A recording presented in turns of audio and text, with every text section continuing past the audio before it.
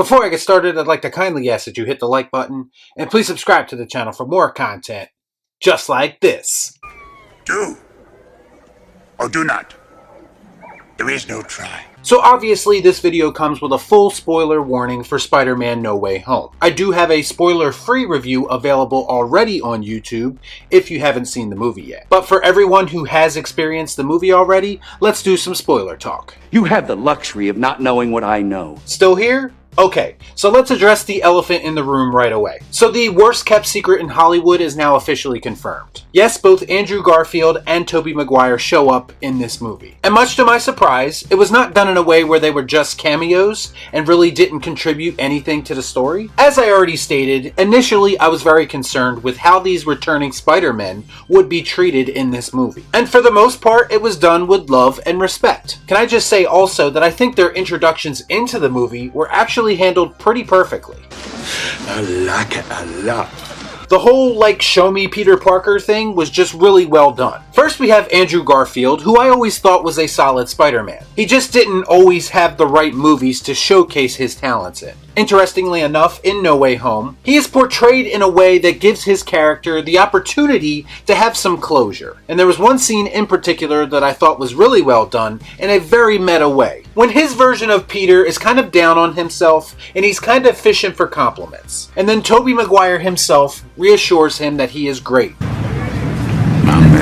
I thought that was a really nice touch, because sometimes it does feel like Andrew Garfield is an overlooked version of Spider-Man. The other great moment for Andrew in this movie came when Zendaya's MJ was falling, and Tom Holland's Spider-Man couldn't quite get to her, so Andrew Garfield kind of swoops in and saves the day. Obviously, if you've seen The Amazing Spider-Man 2, this was a great setup. But more than that, it felt like a moment of redemption for him, and you could see it in his face through his acting, and it almost brings him to tears in the way that he was able to save MJ in the way he couldn't save Gwen Stacy. Excellent!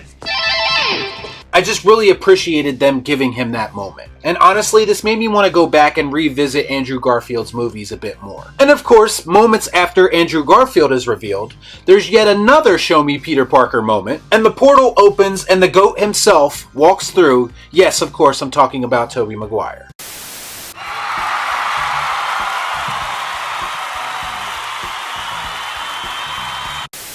I would be lying if I said that this moment didn't give me goosebumps. In fact, they were more like goose mountains on my arm. I mean, it was just so good to see him again. Words can't really express how much the Sam Raimi Spider-Man films have meant to me, both as a Spider-Man fan and as a movie fan. But there was a couple of things I really liked about his reveal. Goddamn right, that's the only way I work, Cap.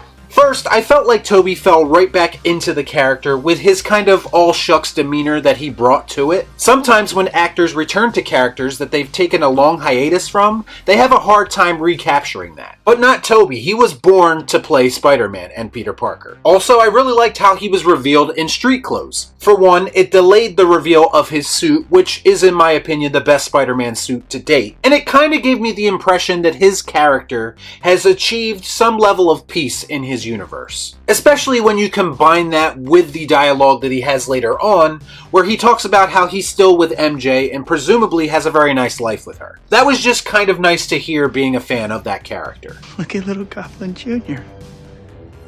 Gonna cry? So once all the Spider-Men are finally together, they have a lot of these back and forth moments with each other, some that work and some that don't. But overall, I thought all the interactions between them were quite pleasant. There was one moment where I thought maybe they were going to try to demean a little bit Tobey Maguire and Andrew Garfield, and it was when Tom Holland was basically kind of orchestrating their team effort. I wanted to be mad at it for a moment, but in the context of what we know about Tom Holland's Spider-Man, it does make a little bit of sense, because yes, he was on a team. You didn't see that coming. I really did enjoy a somewhat comedic moment between them when they were talking about how Tobey's character actually produces web naturally. Obviously, this is an odd revelation to the other two Spider-Men because it is unique to Tobey's version. And it just felt very natural and like a conversation that Spider-Man would have with himself. What the hell am I looking at? When does this happen in the movie? I think the other big moment between the three of them is when they're sharing all their stories where they've experienced loss. And Toby basically tells Tom that revenge isn't going to take the pain away. The guy who killed his Uncle Ben ultimately died, and it really didn't help him deal with it. And then they share this with great power comes great responsibility moment that's supposed to connect them all. It's a nice moment. The only real issue I have with it is that Tom Holland only first heard this phrase about an hour before this. So to me, the impact of it isn't quite as big for him. I get it, it's fresh for him. His Aunt May just died and she said these words to him before she died. But again, this is the issue with Tom Holland's version of the character. He's getting a very rushed version of this pivotal moment for Spider-Man. Again, this stuff should have already been covered in previous movies. Man, I'm tired of being right. And it does very much feel like they're trying to put a band-aid over the problem that they created. That's not taking anything away from the moment where Aunt May dies, because it's actually very well done and emotional, and they don't ruin it with stupid comedy. As I stated in my spoiler-free review, they do go a long way to try to fix some of the problems with Tom Holland's Spider-Man. And by erasing everyone's memory of him, and basically kind of insinuating that we're going to get a fresh start for the character, was probably the best way to go. Jesus fucking Christ, it's about time! In the final moments of this movie, they show him living alone in New York in a crummy apartment, watching the police scanner and making his own Spider-Man suit. That is the Spider-Man that I identify with. So it will be interesting to see if they follow through with that. I want to see Spider-Man dealing with his problems on his own and not being handed everything. Anybody care about what I want? I do. Shut up. Get out.